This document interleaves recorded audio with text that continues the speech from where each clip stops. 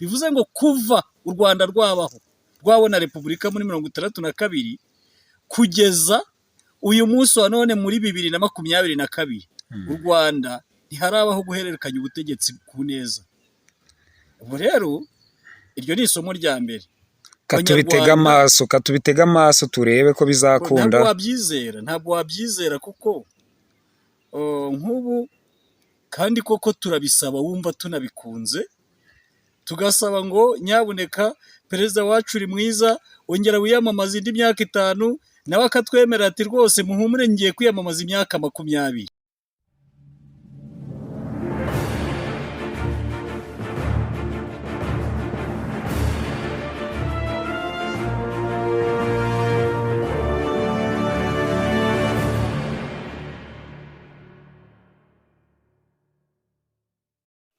Ibihe byiza kuba dukurikira hano ku Mbaraga Media TV. Uyu munsi rero tukaba tugiye kuganira na Muragijimana Dizzo, akaba agiye kudusesengurira ku matora amaze igihe ari kubera muri Kenya, dore ko twari tumaze igihe kingana n'icyumweru dutegereje imyanzuro yari kuyavamo, none uyu munsi akaba ari bwo mu ijoro ryashize imyanzuro yashizwe hanze. Bwana Muragijimana Dizzo, wabyakiriye ute? Urakoze cyane. Amatora yo muri Kenya ni amatora twari turindiranye igishyika imyanzuro izava mu kanama gashinzwe amatora, dore ko abakandida uko ari 4 bari biyamamaje bari bafite amazina 2 akomeye ndetse n'andi mazina 2 akomeye ariko biringaniye. Ubwo rero twabonaga abakandida 2 bahabwa amahirwe menshi kurusha abandi, cyane cyane nka umukandida Raila Odinga n'ubundi wari wahatanye cyane na perezida wari uriho muri Kenya mu mwaka wa 2017. Bari bahatanye bikomeye. Muribuka ko icyo gihe Raila Odinga yagaragazaga ko ari we wari watsinze amatora, ariko bakaba bamwibye amajwi. Ibyo bintu biza kwemezwa n'umucamanza, ahitamo gusubirishamo amatora. Cyakora kubw'ibyago bya Raila Odinga niba yararebye akabona ahari n'ubundi ishyamba si ryeru, kuko yasabaga ko komisiyo y'amatora yakwegura. Icyo gihe ntabwo bayeguje, bituma yivana mu matora aza gutsindwa na Kenyatta. Kuri iyi nshuro rero Kenyatta yarashyigikiye Raila Odinga ku buryo yari amuri inyuma rwose. Mu matangazo yagaragazaga ko azamushyigikira mu buryo bwose, ndetse yaranamushyigikiye. Ariko nyine kubera ko ari amatora, yari amatora rwose nyamatora, mbona Afurika, mbona Uburayi, mbona Amerika bose bakwiriye kujya bibaza kwiga ikijyanye na demokarasi mu buryo bw'amatora muri Kenya. Umukandida wari ushyigikiwe na perezida ntabwo yegukanye intsinzi. Intsinzi yaje kwegukanwa na William Ruto, wahoze ari visi perezida wa Kenya mu gihe cy'imyaka 10 nawe utari umukandida woroheje. Rero nubwo perezida ataramushyigikiye, ariko kubwo kwiyamamaza neza yabashije kwemeza abanyakenya bamuhundagazaho amajwi, akaba yaje kwegukana intsinzi. Warumbajije uti rero nabyakiriye nte? Mu by'ukuri nabyakiriye neza cyane ku buryo abanyakenya ntakubeshye nabakuriye ingofero kabisa, yisari uti ni yabo. Kuko abanyakenya mana sinabona uko mbivuga, ni abantu bagaragaje ibirenze ibyo twari dukeneye muri Afurika. Kuko ariya niyo matora nyamatora, amatora usanga umukandida watsinze amatora yatsinze ku majwi 50 n'ibice. 50 n'ibice rwose. 50 n'ibice. Ugasanga umukandida watsinzwe amatora yatsinzwe kuri 48 n'ibice. Byerekana guhangana gukomeye gushoboka. Byerekana ko abo bantu bombi bari batanze ibitekerezo bifatika bishobora kubaka igihugu. Ariko abanyafurika mbese ruhana urugero rwiza rwa demokarasi mu bijyanye n'amatora. Bwana Muragijimana Dizzo, utubwiye ko ari amatora yari arimo demokarasi nyinshi, wabibonye ute? Mbese n'iki wabitubwiraho nkatwe abanyarwanda ndetse n'abandi bantu badukurikira bari hanze y'u Rwanda? Aho nayiboneye demokarasi njya mvuga nti yenda nk'abanyarwanda nubwo tukiri kure, kuko twebwe nk'abanyarwanda turacyari kure kugira ngo tuzagere ku kigero cya Kenya, ariko nubwo turi kure, kwiga ni ukwigana, dushobora kwigana abanyakenya bikadukundira natwe. Demokarasi rero nayibonye nte? Mu kwiyamamaza abakandida bose bahabwaga amahirwe angana cyane nta rwose. mukandida wahabwaga amahirwe aruta ayo mugenzi we ahabwa. Buri wese iyo yashakaga kujya kwiyamamaza ahantu yaragendaga akiyamamaza, undi nawe yakenera kujyayo mu gihe cye akajyayo. Ntabwo byagendaga nka kwa kundi uzasanga yenda rimwe na rimwe nk'inaha iwacu. Reka ntange urugero rwo mu Rwanda, reka ntureke kubitinya, aho uzasanga nko mu Rwanda umukandida nka Habineza avuga ati rero njyewe nagiye kwiyamamaza, nsanga aho nagombaga kwiyamamariza bahanze ibindi bikorwa, mbese babujije abaturage ahantu banteganirije, nsanga ntihakwiriye, ugasanga harimo ikibazo nk'icyo. Bagiye bamutega imitego yo kugira ngo atiyamamaza. Habayeho kampeni yo kugumura abaturage ngo batagerayo, ibintu nk'ibyo. Aho rero ugasanga muri Kenya ho si uko. Umukandida yagendaga akiyamamaza kandi agasanga abaturage bose barahari, abifuza kumutora bakaza kumwumva, abatifuza kumutora bakaza kumwumva kugira ngo yenda, kuko burya biba byiza, ntabwo abaje kwitabira kampeni zawe bose aba ari abantu bagushyigikiye bazagutora. Nshobora no kuba ntakuri inyuma, nshobora no kuba ntifuza kugutora, ariko nkaza kumva imigabo n'imigambi yawe kugira ngo numve niba ari myiza nk'iyacu, mbona icyo nyivugaho. Yenda ibyo bintu uri kuvuga niba binubaka, twe tukaba tutarabigezaho intekerezo, tube dushobora kubyentoroduwiza mu byo twari dufite. Aho ngaho rero usanga kuba abakandida bahabwa umwanya, buri wese akiyamamaza mu buryo bungana n'ubwa mugenzi we, ako ni akantu k'ingenzi cyane. Ikindi, komisiyo y'amatora mu kubarura amajwi yazanye impapuro zibarika, izizana aho bakoreraga, aho bita mbanza ngiye kwibagirwa, ntacyo ndaza kwibuka. Imaze kuzizana, yahaye amahirwe indorerezi z'amashyaka yose zari zemerewe kuza gukurikirana ngo zirebe ngo izi mpapuro zavuye ku byumba by'amatora, kuko bari bafite ibyumba by'amatora bigera ku 46,000. Izo mpapuro rero zavuye ku byumba by'amatora 46,000, indorerezi zari zifite uburenganzira bwo kuza kureba ngo izi mpapuro koko turabona ari iz'ukuri, nta pirate zirimo, nta mpimbano zirimo, nta fotokopi zirimo. Icyo kintu kiri muri bimwe mu byatumye amatora akererwa, imyanzuro itinda gusohoka, itinda kugaragazwa, kuko nyine izo ndorerezi zagombaga kuza gucekinga ngo zirebe ko ibyo bintu koko byari ukuri. Muribuka akandi kantu kabaye muri aya matora, ni uko umukandida watsinze amatora William Ruto, byaje kugaragara ko hari uburyo yashatse kwiba amajwi. Hari bamwe mu bari bamushyigikiye bashatse kumwibira. N'uyu munsi ubwo perezida w'akanama gashinzwe amatora yazaga gutangaza imyanzuro, yavugaga ko hari bamwe bo muri bo bafunzwe kuko bagaragaye mu gushaka kugira amanyanga bakora. Ndetse hari n'amajwi amwe ya William Ruto yasibwe mu majwi bari bamaze kubara, kuko byo bimaze kugaragara ko ayo majwi ari amibano. Aka kantu rero, utu tuntu twabereye muri aya matora yo muri Kenya, nabonye ari utuntu rwose, nabonye birenze mu isi nzima, nibwo nabona amatora ubundi. Nyuma y'ibyo byabereye muri ayo matora byose, ni irihe somo bikwiye kudusigira nk'abanyarwanda se? Nk'abanyarwanda ndetse nk'abanyafurika muri rusange. Abanyafurika muri rusange rero ni isomo rikomeye dukwiye kwigira ku banyakenya, kuko ariko burya muri Kenya dufite n'amasomo menshi dukwiye kuhigira, kuko urabizi ko nka hano mu Rwanda, kuva u Rwanda rwabaho, kuva u Rwanda rwitwa u Rwanda, nta na rimwe abayobozi babiri barahererekanya ubutegetsi. Twebwe abanyarwanda nta na rimwe birabaho, yemwe n'ibyo mu 2000 hagati ya Bizimungu na Nyakubahwa Kagame, ntumbwire ngo barabuhererekanije ku neza, kuko Bizimungu yaregujwe cyane.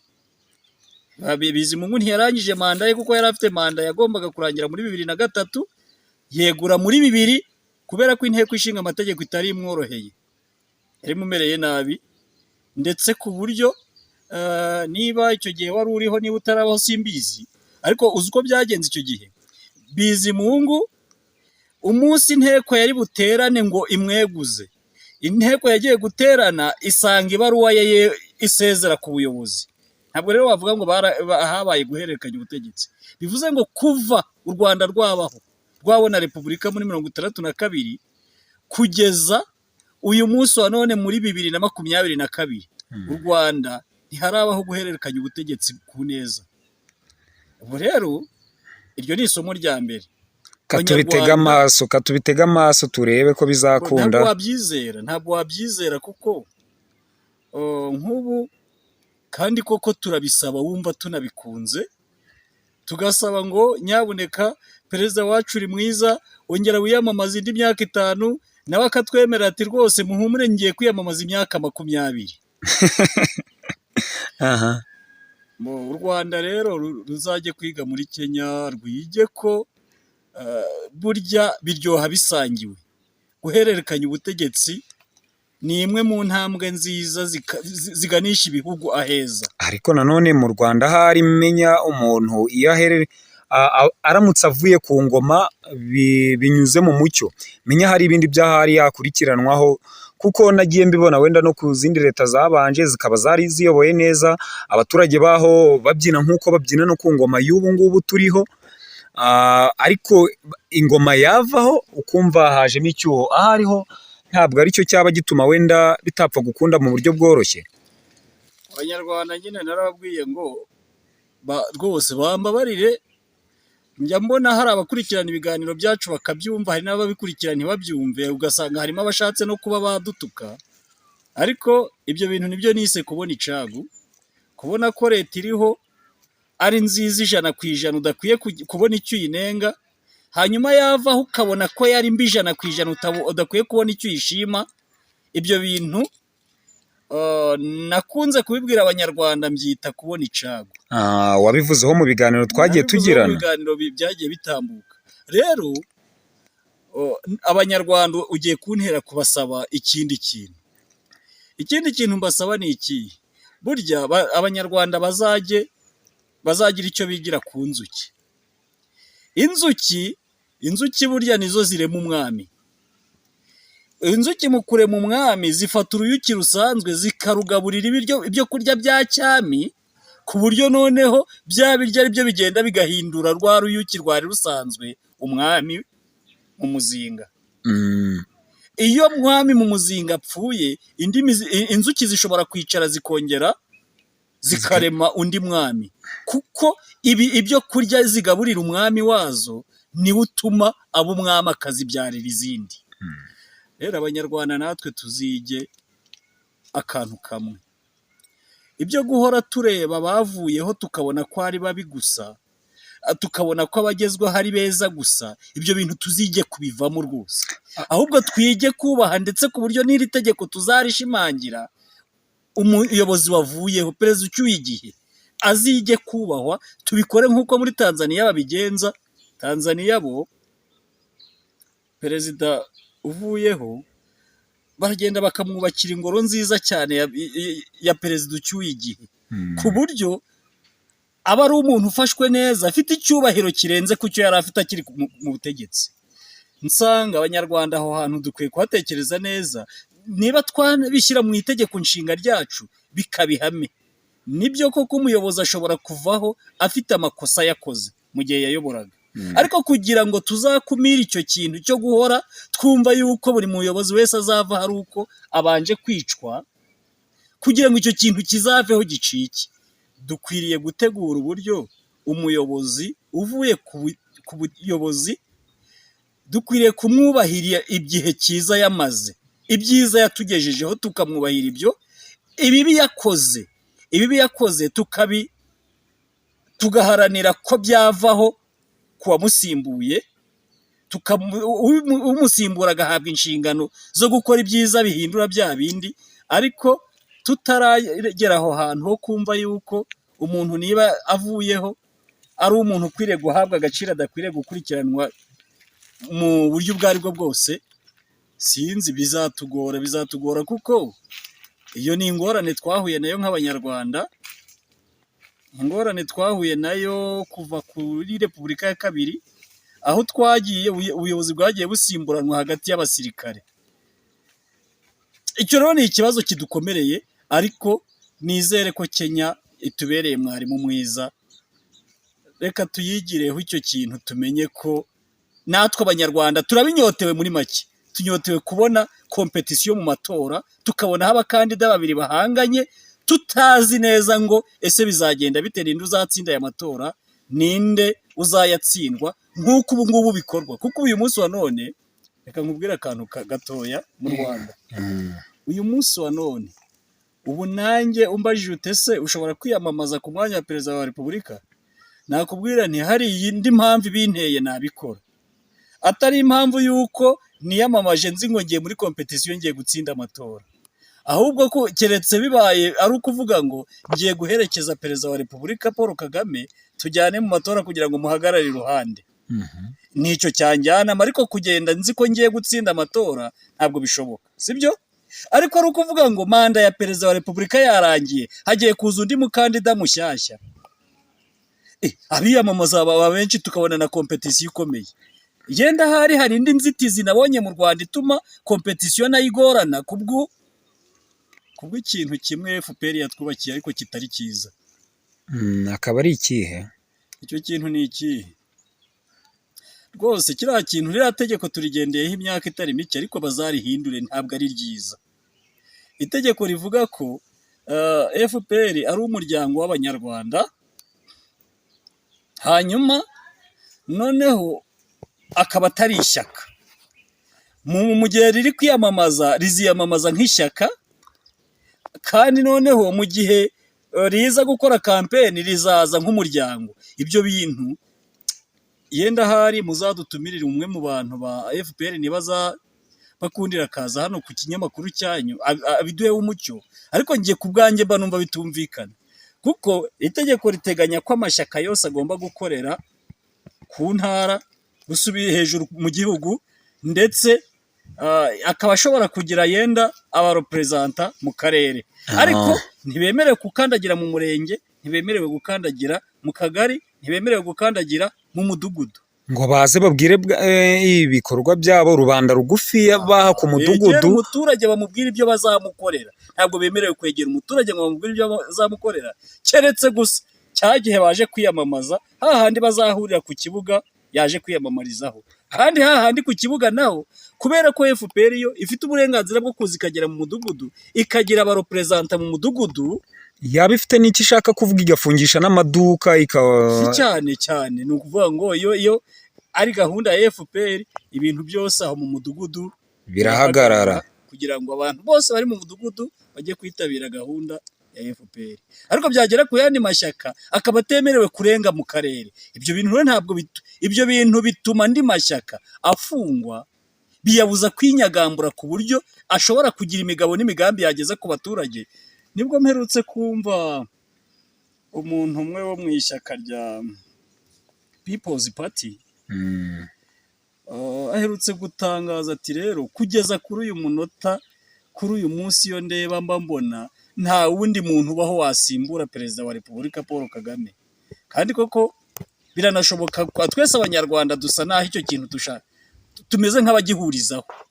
Ariko iyo tubivuga gutyo, nanone tuba twirengagiza ko perezida wa repubulika yacu ari umuntu, kandi umuntu wavutse agakura akabaho, byanze bikunze agira iherezo ry'umuntu ni ukugira gute? ntugupfa cyane rwose. Ubu ngewe nzapfa, nawe uzapfa, aba bose ubona, iyi generasiyo yose ubona ihagaze uyu munsi, aba bantu bagiye mu isoko, aba bantu bicaye mu murenge, aba bantu bicaye ku karere, bari abantu bicaye muri minisiteri, abo bose izo generasiyo zizarangira, haza abandi. Ubwo se uyu munsi agize impanuka, iki gihugu cyazima, ntabwo cyakomeza kikayoboka? cyayoborwa, ariko hari abantu baba bari gutegurwa, wenda nubwo tuba tutashaka kubivuga hano imbere ya ntuza, hari abantu rwose baba bahari, bari aho baregetse, babizi neza ko umunsi cyangwa wenda havuka ikindi kibazo runaka, bakomeza gufata inkoni bakaragira intama nk'uko zari ziragiwe. Icyo rero nicyo nashakaga kuvuga, tugomba kwigira ku banyakenya. Reka twige ko perezida uriho mu myaka 5 aba akwiye kugira n'inshingano yo kugira abandi baperezida atoza, ku buryo mu myaka 5 igihe azaba yarangije manda ye, hagomba kuboneka undi muntu nawe wamaze kwidekarara ko ashoboye kandi akaba yayobora igihugu. Kuko burya za mpinduka iyo zigiye zibaho, tukabona haje perezida mwiza akatuyobora mu myaka 5 neza, ibintu iterambere rikihuta, agasimburwa na perezida mubi akatuyobora imyaka 5, iterambere twari tugezeho akamera nk'urisubiza inyuma, aho niho tuba turi kwiga amasomo menshi. Naho rero iyo duhoranye ibishya gusa, perezida mwiza wanshena mu myaka 10, 20, 42, uzi ko aribwo igihugu none wa muperezida ashobora kukivamo, ugasanga cyabaye nk'uko Libya yabaye, idashobora kuzongera gupfa yubatse na rimwe. Kenya rero reka yigisha abanyarwanda ko guhererekanya ubutegetsi mu mahoro ntacyo bitwaye, ari byo bintu by'ingenzi bituma igihugu cyacu gishobora kugera kure hashoboka, gishobora kuba nacyo mwarimu mwiza mu bijyanye n'iterambere. Bwana Muragijimana Edizo, dusoza ni akahe kantu wabwira abadukurikiye? Icyo nabwira abadukurikiye ni uko twashimye cyane amatora yabereye muri Kenya, ni uko nararikira abanyarwanda gufatanya natwe, tugashishikazwa no kwifuriza ubuyobozi bwacu ibyiza, ishya n'ihirwe, ariko byaba ari ibishoboka tukazasaba ubuyobozi buriho mu Rwanda ko nibubidukundira buzaduha kado, tukabona rimwe birabaye guhererekanya ubutegetsi mu mahoro, birabaye nk'uko tubibona ahandi, natwe iwacu tukabona ko bibaho, mbese tukabona perezida wa repubulika ucyuye igihe yicarana na perezida wa repubulika uriho mu mahoro, bakicarana hariya muri sitade, ubona baganira, ubona bunganirana. Ibyo bintu nizere ko umunsi Nyagasani yabidufashije nabwo azaba ari ishimwe rikomeye. Murakoze cyane. Murakoze cyane namwe kudukurikira hano ku Mbaraga Media TV. Nagusabaga akantu gatoya, niba utarakanze subscribe, udufasha ukora subscribe kugira ibiganiro byacu bijye bikugeraho 5 kuri 5. Murakoze, ibiganiro byo nakagaruka. Ciao ciao. Murakoze cyane.